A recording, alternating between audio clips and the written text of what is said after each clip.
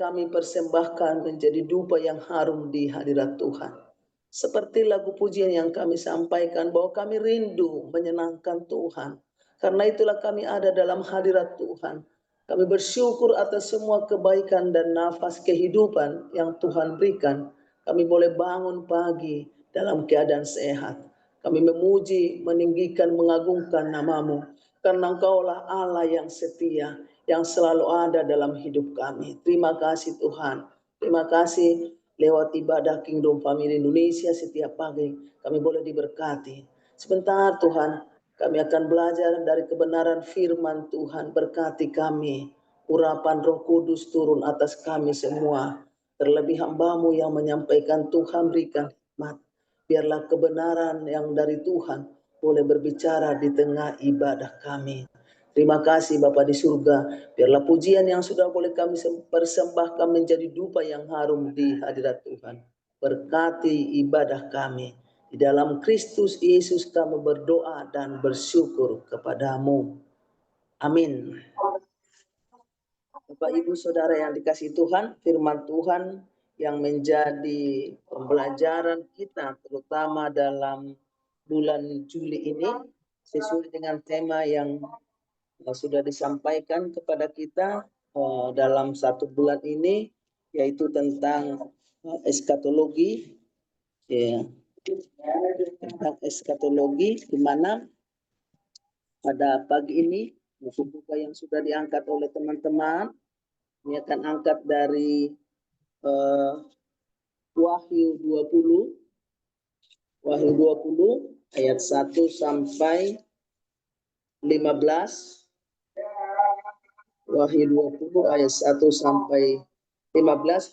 Kami tidak baca secara langsung, tapi kami akan ambil dari inti-intinya bahwa pembelajaran kita dari Wahyu 20 ayat 1 sampai 15 tentang eskatologi. Eskatologi adalah teologi Kristen yang membahas tentang hal-hal terakhir, tentang kedatangan Kristus yang kedua kali, kebangkitan orang mati, penghakiman terakhir, dan penciptaan langit serta bumi yang baru. Istilah ini berasal dari bahasa Yunani, yaitu eskatos atau akhir dan logos atau ilmu. Eskatologi berperan penting dalam pembentukan pengharapan dan keyakinan umat Kristen tentang masa depan, khususnya mengenai janji Allah akan pemulihan kewenangan atas kejahatan. Dalam Alkitab, tema eskatologi tersebar di berbagai kitab, baik di Perjanjian Lama maupun di Perjanjian Baru. Namun kitab Wahyu menjadi sumber utama tentang akhir zaman. Eskatologi tidak hanya berfokus pada peristiwa-peristiwa besar di masa depan, tetapi juga memberikan dampak praktis bagi kehidupan iman sehari-hari umat Kristen. Kitab Wahyu adalah kitab akhir di Perjanjian Baru yang ditulis oleh Rasul Yohanes saat berada di Pulau Patmos. Kitab ini syarat dengan simbol-simbol penglihatan dan pesan profetis mengenai akhir zaman. Nah, ada tujuannya kenapa sampai kitab ini ditulis. Ada pesan yang mau disampaikan kepada semua jemaat-jemaat untuk menguatkan jemaat. Kalau kita lihat tadi Bapak Ibu, fokus kita pada pasal Wahyu 20 ayat 1 sampai 15. Kalau kita lihat dari perikopnya tentang kerajaan 1000 tahun. Wahyu pasal 20 menjadi salah satu bagian penting dan sering menjadi perdebatan di antara kalangan teologis, di mana pembahasan eskatologi sebab secara khusus membahas tentang kerajaan 1000 tahun atau milenium, pengikatan iblis, kebangkitan orang mati, dan penghakiman terakhir. Kita lihat bagaimana di ayat 1 sampai 3 bahwa aku melihat di mana penglihatan dari Rasul Yohanes bagaimana seorang malaikat yang turun dari surga yang memegang anak kunci jurang maut dengan suatu rantai yang besar. Rantai yang besar. Dalam arti dia yang berkuasa yang akan menangkap si naga. Dan kita lihat naga si ular tua yaitu iblis dan setan, dan ia mengikat selama 1000 tahun lamanya. Bapak Ibu Saudara, jika kita melihat dari hal ini, pasal ini dimulai dengan penglihatan melalui malaikat yang mengikat iblis selama 1000 tahun, sehingga ia tidak dapat menyesatkan bangsa-bangsa. Pemahaman angka 1000 jangan kita pahami, tidak kita pahami secara harfiah, tapi itu menunjukkan satu waktu yang panjang. Yang kalau kita pahami dari pasal Wahyu 20 mempunyai penafsiran-penafsiran yang berbeda. Ada yang mengatakan bahwa itu adalah satu kesempurnaan atau nilai 10 pangkat 3, ya. Tapi yang mau kita lihat di sini bagaimana masa 1000 tahun ini dikenal dengan nama milenium itu yang menjadi pusat perdebatan dalam berbagai penafsiran eskatologi Kristen. Selama masa itu orang-orang kudus, artinya dalam kurun waktu yang 1000 tahun atau dalam waktu yang sangat lama itu, ya, selama masa itu orang-orang kudus yang telah mati sebagai martir dibangkitkan dan akan memerintah bersama Kristus. Ini kita lihat di ayat 4 sampai 6. Bagaimana selama itu, selama kurun waktu 1000 tahun itu, iblis yang diikat tadi dan orang-orang mati yang telah mati akan dibangkitkan bersama-sama dengan Kristus. Kita lihat di ayat 4 sampai 6. Nah, setelah 1000 tahun berlalu, artinya setelah selesai berakhir masa 1000 tahun itu, iblis akan dilepaskan kembali untuk dalam waktu singkat. Setelah 1000 tahun berlalu, iblis dilepaskan kembali. Kita mungkin berpikir, kenapa kalau sudah diikat dilepaskan kembali? Itu adalah haknya Tuhan untuk waktu singkat dan menyesatkan bangsa-bangsa, namun akhirnya dikalahkan dan dilemparkan ke lautan api. Ayat 7 sampai 10. Nah, selanjutnya terjadi penghakiman terakhir di hadapan tahta putih Allah. Semua orang yang bercacat, yang tidak ada namanya di dalam buku kehidupan, akan dihakimi menurut perbuatan mereka. Kita lihat di ayat 11 sampai 15. Bapak Ibu Saudara, penafsiran tentang kerajaan 1000 tahun ada dipandang dengan 3 penafsiran dengan premilenialisme, di mana Kristus akan datang kembali sebelum masa 1000 tahun memerintah di bumi. Ada penafsiran yang kedua, postmilenialisme, di mana Kristus datang setelah masa 1000 tahun yang dipahami sebagai masa damai dan kemajuan Injil di dunia. Dan yang ketiga ada penafsiran amilenialisme, masa 1000 tahun yang dipahami secara simbolis sebagai pemerintahan Kristus secara rohani sejak kebangkitannya hingga kedatangannya. Bapak Ibu Saudara, Wahyu 20 ayat 1 sampai 15 dengan tema kemenangan Kristus atas iblis dan kebangkitan orang percaya untuk memerintah bersama Kristus selama 1000 tahun. Dalam Wahyu 20 ini, penghakiman terakhir dan pemisahan kekal antara orang percaya dan orang fasik. Ada beberapa poin yang kita lihat dari Wahyu 20 ayat 1 sampai 15. Yang pertama, kemenangan Kristus atas iblis. Iblis dibelenggu selama 1000 tahun yang melambangkan kemenangan Kristus atas kuasa kejahatan dan kuasa kegelapan.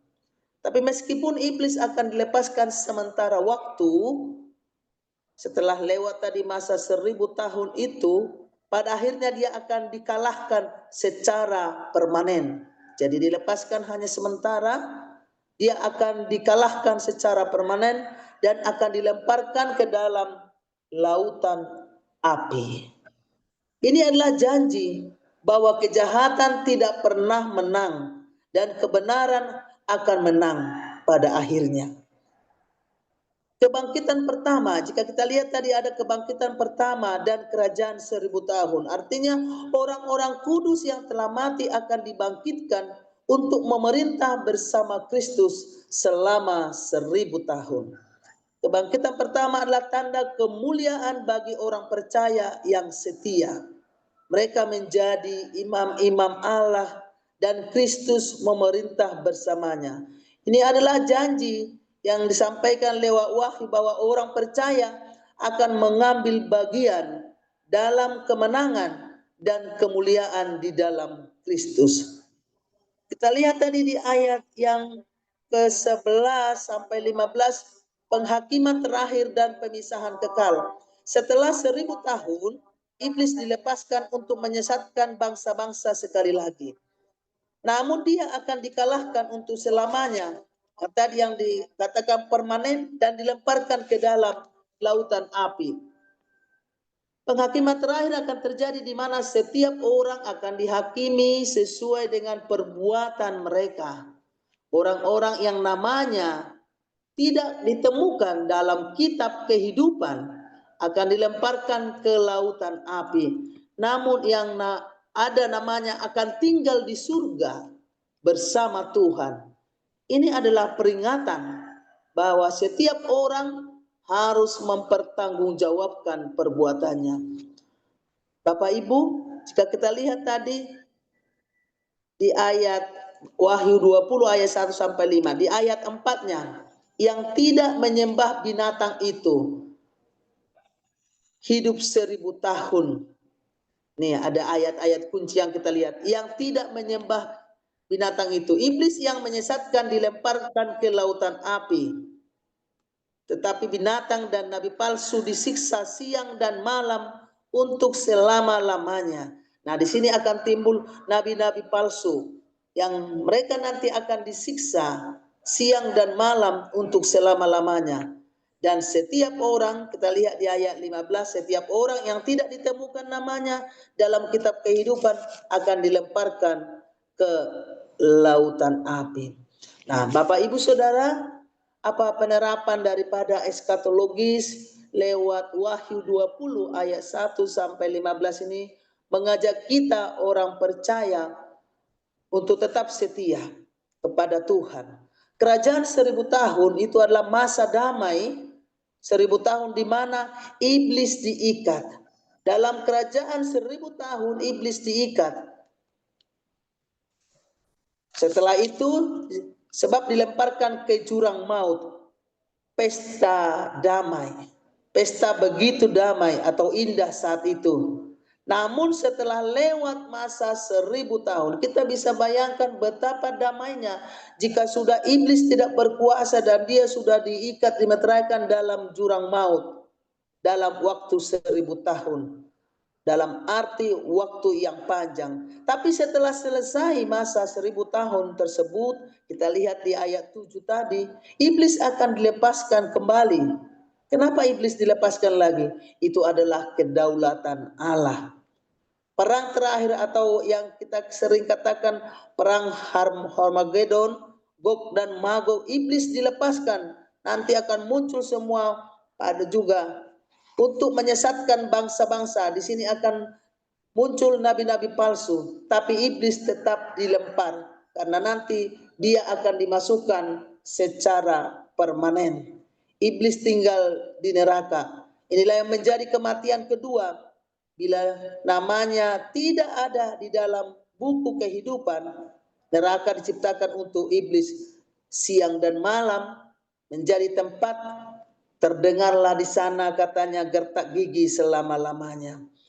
Hati-hati kita, neraka itu ada, tapi paling celakanya bagi orang percaya bila nama kita tidak ada di dalam buku kehidupan. Nah, Bapak Ibu yang kekasih, selagi ada waktu mendengar kabar baik, harusnya kita terus setia di dalam Tuhan. Nah, pemahaman tahun 1000 tahun ini ya tidak kita pahami secara harfiah, tapi itu menjadi angka-angka dan banyak penafsiran-penafsiran yang ada di dalam Wahyu 20. Nah, kita lihat tadi di sana rantai besar. Kalau kita lihat di ayat 1, rantai besar itu adalah kiasan. Sebab roh tidak dapat ditahan dengan rantai. Kalau kita lihat di ayat satunya, roh tidak bisa diikat oleh rantai. Nah, jika kita baca di ayat sebelumnya bahwa anak kunci jurang maut menjadi penjara bagi iblis selama 1000 tahun. Seperti yang dijelaskan tadi di pasal Wahyu 20 ayat 7 sampai 10. Nah, Wahyu 20 tidak lepas daripada Wahyu 19 karena itu adalah berhubungan. Bahwa beberapa waktu belakangan ini kita lihat bagaimana banyak pertanyaan di sekitar kita. Banyak penderitaan yang menjadi keluhan yang sangat relevan bagi kehidupan kita sekarang di Indonesia ini. Dengan semua pergumulan yang sering muncul, peristiwa-peristiwa seperti pelarangan ibadah, pengerusakan bangunan, dan penderitaan yang dialami oleh teman-teman seiman. Bahkan banyak yang mati. Tapi mungkin bagi dunia itu adalah kebodohan. Tapi bagi kita orang Kristen, firman Tuhan berkata bahwa upah kita tidak sia-sia. Bahkan banyak yang mati martir karena imannya pada Kristus. Di mana dunia yang mati martir kalah sebab kehilangan nyawa. Tapi dalam penilaian Allah mereka menang. Sebab mereka akan hidup kembali. Dan bahkan janji Allah akan memerintah bersama Kristus. Kita lihat tadi di ayat yang 4. Nah, ungkapan 1000 tahun tak perlu dimaknai harfiah, itu perhitungan Allah sendiri. Artinya 1000 tahun banyak tafsiran. Ada yang mengatakan itu 10 pangkat 3, ada yang mengatakan itu nilai yang kesempurnaan tertinggi. Nah, Wahyu 20 adalah gambaran sejak Yesus dalam inkarnasinya sampai kedatangannya kelak untuk menjadi hakim atas dunia. Iblis terbelenggu selama 1000 tahun adalah gambaran yang panjang dan genap untuk gereja berkesempatan mengalami kemenangan Kristus sebelum iblis dibinasakan. Kita bisa lihat dibaca di Pengkhotbah 6 ayat 6 atau juga di Mazmur 90 ayat 4, 2 Petrus 3 ayat 8, bahkan juga di ayat kita Wahyu 20 ayat 2 sampai 7 bahwa angka 1000 tahun itu adalah kesempurnaan, waktu yang tidak pasti dan tidak terbatas, yang menunjukkan kepada periode yang panjang di dalam menafsirkannya. Nah, 1000 tahun sering dipahami seperti milenium atau masa pemerintahan Yesus Kristus. Para nabi dalam perjanjian lama mengumumkan dan merindukan kerajaan Mesias yang damai di bumi. Mengapa disebut milenium? Karena dalam bahasa Latin mille berarti 1000. Milenium berlangsung selama 1000 tahun. Ada kata 1000 tahun perdamaian. Dalam dunia yang tidak stabil dan terancam oleh peperangan, bencana, konsep masa damai selama 1000 tahun yang disebut milenium membuat kita terpesona dan rindu akan waktu itu. Tidak heran jika orang-orang ingin tahu masa depannya. Makanya banyak tafsiran yang muncul tentang kata 1000 tahun. Alkitab adalah sumber yang pasti bagi kita. Termasuk dalam topik kita dalam Wahyu 20 ini. Dalam Alkitab banyak hal yang dikatakan tentang periode waktu 1000 tahun yang akan datang. 1000 tahun dalam Alkitab kalau kita baca dari Mazmur 90 ayat 4, 1000 tahun di matamu sama dengan sehari. Bagi Tuhan waktunya singkat. Bagi Tuhan perjalanan waktu itu berbeda. 1 hari di hadapan Tuhan sama seperti 1000 hari di hadapan kita. Wahyu 1000 tahun itu adalah kedatangan Yesus kembali yang disebut dengan premilenialisme tadi. Setan diikat sebelum milenium. Kedatangan Yesus kembali.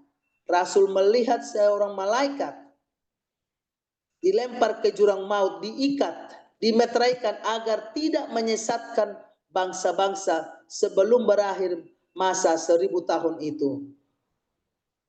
Fase masa awal pemerintahan awal Allah di bumi.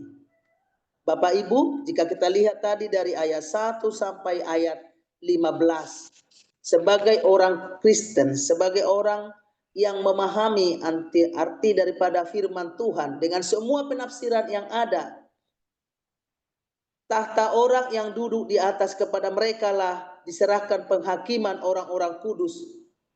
Pemerintahan Yesus selama 1000 tahun menjadi fokus dari begitu banyaknya nubuat dari mesianik yang pada zaman pendamaian untuk meliputi tidak ada yang berbuat jahat di gunung Tuhan. Pada akhirnya nanti setelah lewat masa 1000 tahun itu tidak ada yang berbuat jahat di gunung Tuhan. Sebab seluruh bumi akan dipenuhi dengan pengenalan akan Tuhan. Orang buta bisa melihat. Orang tuli bisa mendengar. Yang lumpuh bisa berjalan dan melompat. Yang bisu bersorak-sorai. Sebab air memancar dari gunung Allah, dan sungai akan mengalir di padang belantara. Jadi kegersangan tidak ada lagi. Bahkan dikatakan tidak ada lagi air mata. Bahwa dari gunung rumah Tuhan akan tegak berdiri menjulang tinggi di atas bukit, dan bangsa-bangsa akan berduyun-duyun. Karena itu kita tetap pegang bahwa kebenaran firman Tuhan itulah yang utama. Nah, Bapak Ibu Saudara yang dikasihi Tuhan, apa yang menjadi relevansi eskatologi yang mau kita lihat dalam kehidupan orang Kristen? Dalam kehidupan orang Kristen, pesan Wahyu lewat Wahyu 20 bahwa pengharapan akan Allah mengalahkan kejahatan, dan Allah akan menegakkan keadilan dan kebenarannya dengan sempurna. Yang kedua, betapa pentingnya kita di dalam kesetiaan dan ketabahan iman, terutama di tengah penderitaan dan penganiayaan. Apapun tafsiran dari setiap orang atau gereja atau pribadi, tapi panduan kita adalah firman Tuhan. Kita diingatkan untuk fokus tetap kepada firman Tuhan, harapan akan langit dan bumi yang baru. Kalau kita baca di Wahyu 20 sampai 22, memberikan motivasi agar kita hidup terus teguh, hidup di dalam kekudusan, penuh pengharapan bahwa kelak Yesus akan mengalahkan semuanya secara permanen, dan iblis akan dilemparkan ke dalam jurang maut. Oleh sebab itu, harapan akan langit dan bumi yang baru memberi motivasi agar kita hidup kudus, hidup penuh pengharapan, tidak mudah menyerah, bahkan di dalam semua tantangan hidup, terlebih iman kita. Eskatologi dalam kitab Wahyu mengingatkan umat Kristen untuk waspada terhadap kompromi iman, tetap teguh di dalam iman dan tetap setia kepada Kristus hingga akhir zaman. Sehingga kita seperti tadi, nama kita ada kapanpun waktunya, karena tak satu pun yang tahu kapan kedatangan Yesus yang kedua kali, dengan kurun waktu yang tidak kita tahu, tapi dia pasti akan datang untuk menjemput orang-orang yang percaya kepadanya. Bapak Ibu, dengan memahami eskatologi berdasarkan kitab Wahyu, umat Kristen dipanggil untuk hidup dengan perspektif kekekalan, menantikan penggenapan janji Allah, dan mempersiapkan diri menyambut kedatangan Kristus yang kedua kali. Jadi kita diingatkan di dalam relevansi eskatologi ini supaya kita tetap mempersiapkan diri. Apapun tafsiran, tapi satu, bahwa wahyu atau akhir zaman akan datang. Tidak lagi menjadi satu ketakutan bagi kita, karena kita sudah dipersiapkan lewat wahyu ini, dipersiapkan untuk tetap setia. Ada masalah, ada penganiayaan, ada tantangan yang akan dihadapi oleh orang-orang percaya, tapi satu hal yang menjadi kebanggaan kita sebagai anak-anak Tuhan, Tuhan kita akan menang. Dan dia akan mengalahkan, karena kunci maut ada pada Tuhan. Biarlah lewat Wahyu 20 dibuka pemahaman kepada kita, bukan masalah pengertian 1000 tahun secara harfiah, tapi bagaimana nanti di saat Tuhan datang semua di dalam kesempurnaan, bahwa dia akan menepati janjinya. Dia datang dengan kebenaran, dia akan datang di awan-awan untuk boleh datang menyambut orang yang percaya kepadanya. Oleh sebab itu di dalam masa 1000 tahun yang pertama ada kedamaian. Tapi di dalam masa tahun 1000 tahun berikutnya, iblis juga akan diberikan kelepasan sebentar dalam waktu singkat dan akan dimasukkan. Dia akan dikurung secara permanen. Tidak bisa lagi dia menyesatkan bangsa-bangsa. Oleh sebab itu, pemahaman saya di dalam 1000 tahun itu bukan cuma nanti, tapi di dalam sekarang kita, di dalam kehidupan kita sekarang ini. Banyak juga muncul nabi-nabi palsu. Tapi di saat ini kita diberi Tuhan kesempatan. Selagi masih ada waktu, kesempatan kepada kita. Selagi ada waktu mendengarkan kabar baik, menyampaikan kabar baik. Seperti kata firman Tuhan, jika hari ini engkau mendengarkan firman-Nya, janganlah keraskan hatimu supaya engkau hidup. Oleh sebab itu biarlah lewat pemahaman dari Wahyu 20 ayat 1 sampai 15 ini kita diberikan pemahaman bahwa kelak Tuhan kita yang berkuasa. Waktu 1000 tahun, waktu yang panjang. Tetapi di dalam masa waktu yang Tuhan berikan kepada kita untuk berkarya, marilah kita terus memberitakan Injil itu. Supaya semua orang mendengarkan. Yang walaupun nanti akan muncul tetap nabi-nabi palsu. Tapi lewat kesempatan masa damai yang diberikan Tuhan. Mulai dari saat ini sampai kita tidak tahu kapan waktunya. Sebelum penganiayaan itu. Kalau penganiayaan secara fisik ya sekarang ini juga dialami oleh orang-orang Kristen. Tapi bagaimana nanti sampai datang hari terakhir itu, penghakiman terakhir itu. Kita tetap setia di dalam Tuhan. Dan nama kita ada di dalam buku kehidupan. Sehingga saat Raja di atas segala raja itu datang, nama kita ada di sana. Dia mendapati kita bahwa kita adalah hamba yang terpercaya. Dan dia memberikan kita, Tuhan kita memberikan tempat kepada kita untuk boleh bersama-sama memerintah di dalam kerajaannya yang kekal. Bapak, Ibu, Saudara, kiranya Tuhan memberkati kita untuk tetap setia di dalam Tuhan, di dalam pemerintahan Tuhan. Pemerintahan Allah bekerja sekarang di gerejanya. Pemerintahan Allah sekarang bekerja di gerejanya, di mana orang-orang kudus menaati hukum Allah. Yesus Kristus akan menerima segala kuasa dari Bapaknya sebagai kepala gereja. Nah, saat ini pemahaman kita, pelayanan kita terus kita lakukan di dalam kehidupan kita. Itu yang bisa kita lakukan. Apa peran kita di tengah-tengah gereja Yesus Kristus dalam pemerintahannya? Kita membantu Yesus Kristus di dalam pemerintahannya untuk membangun kerajaan Allah di tengah-tengah dunia ini. Kiranya Tuhan memampukan kita, menguatkan kita di dalam semua tantangan yang kita hadapi, di tengah pelayanan kita, di tengah-tengah kita sebagai anak Allah, di tengah-tengah pelayanan kita yang banyak tantangan yang kita hadapi. Satu pengharapan yang dibuka oleh Wahyu 20 ayat 1 sampai 15 bahwa Tuhan melihat apa yang kita lakukan. Di saat Dia datang, betapa bahagianya jika Dia berkata kepada kita, hai hambaku yang setia, duduklah dan masuklah untuk menikmati kerajaan Allah. Untuk boleh kita menjadi teman dalam kerajaan Allah. Kiranya Tuhan menguatkan kita, memampukan kita untuk teguh sampai akhir. Sampai Yesus datang kedua kali untuk menjemput kita, untuk bersama-sama duduk dalam kerajaannya. Tuhan Yesus memberkati kita. Amin.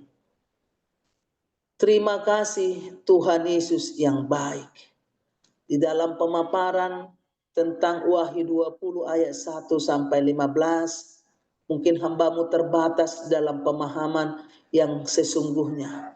Tapi biarlah Roh Kudusmu yang memberikan kami pengertian, sehingga pemahaman kami tentang eskatologi bukan menjadi sesuatu hal yang menakutkan, tapi itu menjadi sesuatu yang pasti lewat iman kami, bahwa Tuhan akan datang, bahwa segala sesuatu akan berakhir, dan Tuhan akan datang kedua kali untuk menjemput orang-orang yang percaya kepadamu untuk duduk bersama dengan engkau. Lewat pemahaman yang benar tentang firman Tuhan lewat wahyu, kami sebagai anak-anak Tuhan untuk mempersiapkan diri kami, sekalipun tantangan penganiayaan ada di dalam hidup kami, tetapi Tuhan mengingatkan kami supaya kami tidak tergoda, tidak jatuh, tapi kami setia sampai akhir, sehingga nama kami tercatat di dalam buku kehidupan. Terima kasih Tuhan. Kuatkan kami di tengah perjalanan kami di tengah dunia ini, untuk boleh terus menjadi membuka, memperluas kerajaan Allah di tengah-tengah dunia ini. Kami percaya di dalam pelayanan kami di tengah-tengah gereja banyak tantangan, tapi kami percaya Engkau Yesus yang menjadi kepala atas gereja, Engkau selalu bersama-sama dengan umat-Mu. Terpujilah Engkau Bapa di surga, dalam Yesus kami berdoa dan bersyukur kepadamu. Amin.